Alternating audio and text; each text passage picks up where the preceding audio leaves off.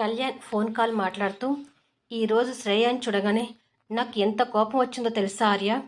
పాపం రా మైథిలి. ఆ రోజు శ్రేయ కారణంగా నేను మైథిలి మీద చేయి చేసుకోవాల్సి వచ్చింది. ఇంకొక్కసారి శ్రేయ వల్ల మైథిలి ఏ కాస్త చిన్న ఇబ్బంది పడినట్టుగా తెలిసినా శ్రేయని మామూలుగా వదిలిపెట్టను ఆర్య అంటాడు కోపంగా. ఆహా, నువ్వు మైథిలిని ఎన్ని ఇబ్బందులైనా పెట్టవచ్చు, కానీ శ్రేయ మాత్రం మైథిలిని ఇబ్బంది పెట్టకూడదు. ఏంటో నీ మాటలు అర్థం కావట్లేదు అంటాడు ఆర్య. మైథిలిని ఇబ్బంది పెడితే నేను మాత్రమే ఇబ్బంది పెట్టాలి. తన కన్నీలకు నేను మాత్రమే కారణం కావాలి. అలా కాదని తన కన్నీలకు ఇంకెవరైనా కారణం అయితే మాత్రం వాళ్ళంతా చూసే వరకు ఊరుకోను.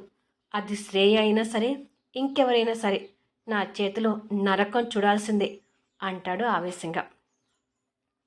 అసలు ఆర్య ఎవరు అనేది పూర్తి క్లారిటీ కోసం ఫుల్ వీడియోలో చూడండి. స్టోరీ నచ్చినట్టయితే దయచేసి లైక్స్ ఇవ్వండి, కామెంట్ షేర్ చేయండి.